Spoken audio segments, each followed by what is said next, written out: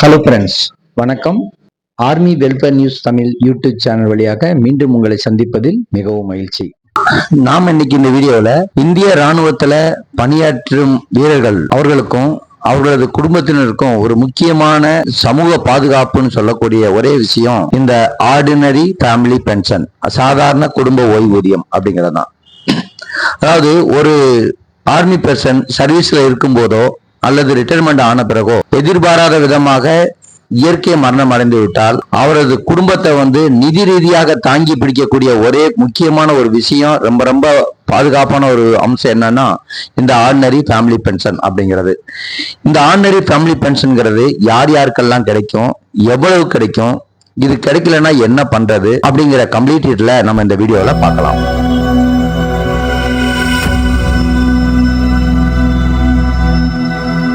First இந்த சாதாரண குடும்ப ஓய்வூதியம் ஆர்டினரி ஃபேமிலி பென்ஷன் அப்படின்னா என்ன அப்படிங்கிறத அதுக்கு முன்னாடி நமக்கு ஒரு முக்கியமான விஷயம் தெரிஞ்சிருக்கணும். போர் அல்லது பணியின் போது ஏற்படும் விபத்துகளால ஒரு வீரர் மரணம் அடைஞ்சா அது ஸ்பெஷல் ஃபேமிலி பென்ஷன் சொல்லுவோம். ஆனா உடல்நலக்குறைவு அல்லது வயது முதிர்வு போன்ற இயற்கை காரணங்களால் நேச்சுரல் கேசஸ்ல டெத் ஆயிட்டாங்கன்னா அதுக்கப்புறம் வழங்கப்படக்கூடிய பென்ஷன் தான் இந்த ஆர்டினரி ஃபேமிலி பென்ஷன். இந்த ஆர்டினரி ஃபேமிலி பென்ஷன் சர்வீஸ்ல இருக்கும்போது மட்டும் இறந்தால் மட்டும்தான் கிடைக்கும் அப்படிங்கிறது கிடையாது. ரிட்டையர்மெண்ட் ஆனதுக்கு அப்புறமும் அவர் ஒரு இயற்கை முறையில மரணம் அடைந்திருந்தால் அவருக்கு அப்புறம் அவங்களுடைய ஃபேமிலிக்கு கிடைக்கக்கூடிய ஒரு தான் இந்த ஆர்டினரி ஃபேமிலி பென்ஷன் அப்படிங்கிறது. ஸோ இந்த ஓய்வூதியம் ஆர்டினரி ஃபேமிலி பென்ஷன், அதாவது சாதாரண குடும்ப ஓய்வூதியம் அப்படிங்கிறது யார் யாருக்கெல்லாம் கிடைக்கும் அப்படிங்கிறது தெரியல. இதுதான் நிறைய நண்பர்கள் கேட்டிருந்தாங்க. நிறைய ஒரு குழப்பமாவும் இருக்குதுன்னு சொல்லி நிறைய கேட்டிருந்தாங்க. அது எல்லாருடைய கேள்வியும் உள்ளடக்கிய ஒரு வீடியோவா தான் இதை நம்ம போடுறோம். இதுல ஃபர்ஸ்ட் ஸ்பௌஸ் அப்படின்னு சொல்றது, அதாவது மனைவி கணவர், இவங்களுக்கு தான் முதல் முன்னுரிமை. இவங்களுக்கு தான் ஒருவேளை அவர் சர்வீஸ்ல இருக்க இறந்து விட்டா அவங்களுடைய ஸ்பௌஸுக்கு டைரக்டா கிடைக்கும் அப்படிங்கறதான் இதுல நம்ம பார்க்க வேண்டியிருக்கு. இது எப்போ வரைக்கும் கிடைக்கும் அப்படின்னா அவங்க மறுமணம் செய்யாத வரை அவங்க வாழ்நாள் முழுவதும் இந்த பென்ஷன் கிடைச்சிக்கிட்டே இருக்கும் அப்படிங்கிறது இதுல நம்ம பார்க்க வேண்டிய ஒரு விஷயம்.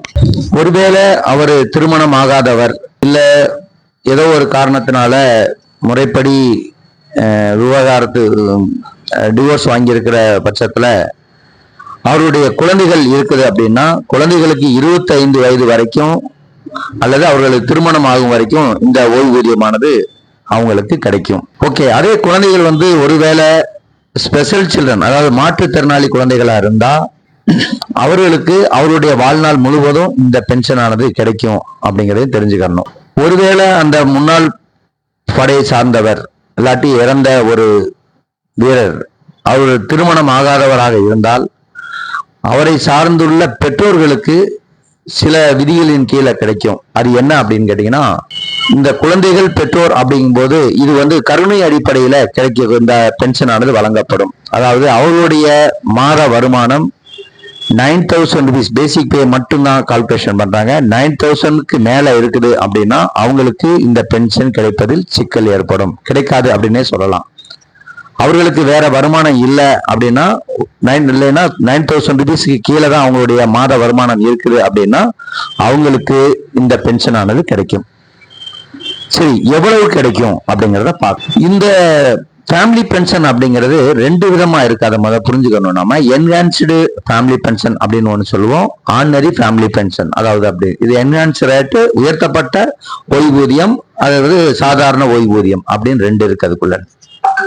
இந்த என்ஹான்ஸ்டு ஃபேமிலி பென்ஷன் அப்படிங்கிறது ஒரு வீரர் பணியில் இருக்கும்போது இறந்துட்டாரு அப்படின்னா அவருடைய குடும்பத்திற்கு 10 ஆண்டுகள் அல்லது அவருடைய வயது 67 வயது ஆகும் வரைக்கும், இது 2ல எது ஃபர்ஸ்ட் வருதோ அது வரைக்கும் அவர் பென்ஷன் வாங்கிக்கிட்டு இருந்ததுல இருந்து 50% அவருக்கு கிடைக்கும். இதை நல்லா புரிஞ்சுக்கிட்டே தெரியும். ஒருவேளை அவர் சர்வீஸ்ல இருந்திருந்தாருன்னா இருக்கும்போதே இறந்து விட்டார் அப்படின்னா அவருடைய துணைவியாருக்கு இல்லாட்டி அவருடைய குடும்பத்தாருக்கு 10 ஆண்டுகளுக்கு அல்லனா 67 வயது ஆகும் வரைக்கும் இந்த பென்ஷன் ஆனது கிடைக்கும். சரி, அதேதான் ரிட்டையர்மெண்ட் ஆனதுக்கு அப்புறம் இறந்து போறாரு அப்படின்னா அதுலயும் 2 கான்செப்ட் இருக்குது. 7 ஆண்டுகள் அப்படின்னு ஒரு கான்செப்ட், 67 வயது. இது 2ல எது குறைவான பெனிஃபிட் அவங்களுக்கு கிடைக்குமோ அந்த பெனிஃபிட் அவங்களுக்கு எலிஜிபிள் ஆயிடும். இது கொஞ்சம் நீங்க கிளியரா புரிய வேண்டியிருக்கும். உதாரணத்துக்கு ஒரு நபர் வந்து இறக்கும் போது அவருடைய வயசு 65, ரிட்டையர் ஆயிட்டு 20 வருஷம் கழிச்சு வந்து 40 வயசுல ஒருத்தர் ரிட்டையர் ஆயிடுறாரு. அவர் வந்து 65 வயதுல மரணம் அடைந்து விட்டால் அவருக்கு என்ன பண்ணுவாங்கன்னா மீதி அந்த 2 இயர்ஸ்க்கு மட்டும்தான் வந்து என்ன பண்ணுவாங்க, இந்த மாதிரி ஃபுல், அதாவது 50 அவர் வாங்கின அதே பென்ஷன் வந்து அவருடைய துணைவியாருக்கு கிடைக்கும் அப்படிங்கிறத நம்ம புரிஞ்சுக்கணும். சரி, ஓகே.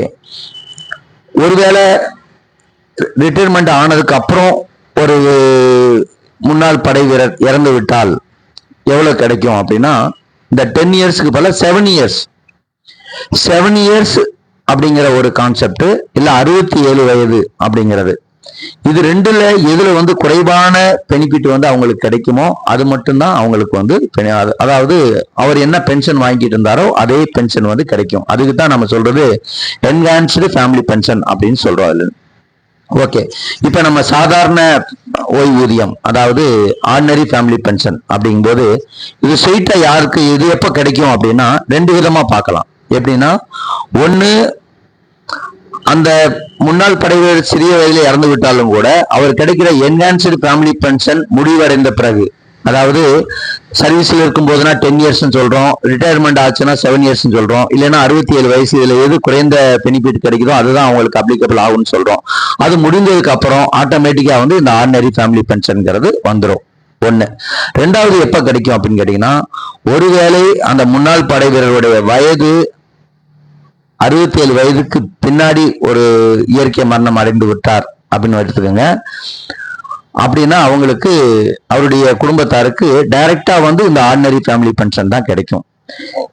இந்த ஆர்டினரி ஃபேமிலி பென்ஷன்ல எவ்வளவு கிடைக்கும் அப்படின்னா, அவர் வாங்கிக்கிட்டு இருந்த பென்ஷன்ல இருந்து 60% வந்து இவங்களுக்கு கிடைக்கும்.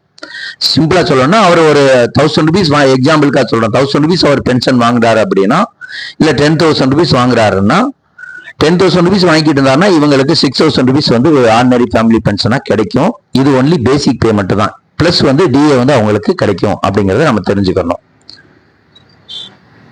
சரி, இந்த மாதிரி கால்குலேஷன் பண்ணும்போது ஒருவேளை அவர் வந்து சிறிய வயதிலே வந்து வெளியே வந்துட்டாரு, பென்ஷன் வந்து குறைந்த சர்வீஸ்லயே வெளியே வந்துட்டாரு, ஏதோ ஒரு காரணத்தினால, உடல்நல குறைவினால ஏதோ ஒரு வந்துட்டாரு அப்படின்னா, அதை நம்ம கால்குலேஷன் பண்ணும்போது ஒருவேளை அவருடைய பேசிக் பே 9,000 rupeesக்கு கீழே இருக்குமானால் அதை என்ன பண்ணுவாங்கன்னா 9,000 rupees வந்து கால்குலேஷன் பண்ணிக்குவாங்க. ஏன்னா 7th பே கமிஷன்ல குறைந்தபட்ச ஓய்வூதியமா 9,000 rupees சொல்லி பிக்ஸ் பண்ணியிருக்காங்க. அதனால இந்த 9,000 rupees அப்படிங்கிறது அவங்களுக்கு கிடைக்கும் அப்படிங்கறதை நம்ம இதுல தெரிஞ்சுக்கணும். இது வந்து பிளஸ் டிஏ வந்து அவங்களுக்கு கிடைக்கும். சரி, இதை எப்படி விண்ணப்பிக்கிறது அப்படின்னு கேட்டீங்கன்னா, யாருக்கெல்லாம் வந்து ஸ்பர்ஸ்ல கன்வெர்ட் ஆயிருச்சோ அவங்க டைரக்டா வந்து ஸ்பர்ஸுடைய அதிகாரப்பூர்வ இணையதளத்துல டைரக்டா போய் நீங்க என்ட்ரி பண்ணீங்கன்னா வித்தின் 1 வீக்குள்ள வந்துட்டு உங்களுக்கு பென்ஷன் ஆயிட்டு புது பிபிஓ வந்து ஜெனரேட் ஆயிடும்.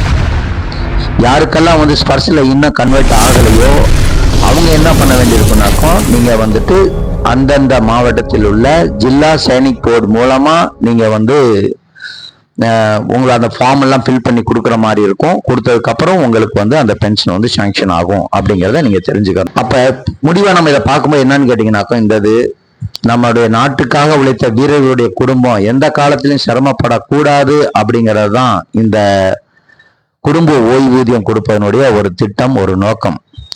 நாம சொன்ன இந்த தகவல் வந்து உங்களுக்கு பயனுள்ளதா இருந்திருக்குன்னு நினைக்கிறேன். இதை போல இராணுவ சலுகைகள் மற்றும் இராணுவ முன்னாள் படை வீரர்களுக்கு சம்பந்தமான செய்திகளை உடனடியாக தெரிந்து கொள்வதற்கு நமது சேனலை சப்ஸ்கிரைப் பண்ணுங்க. உங்கள் நண்பர்களுக்கு இந்த வீடியோவை பாருங்கள். நன்றி, வணக்கம், ஜெய் ஹிந்த்.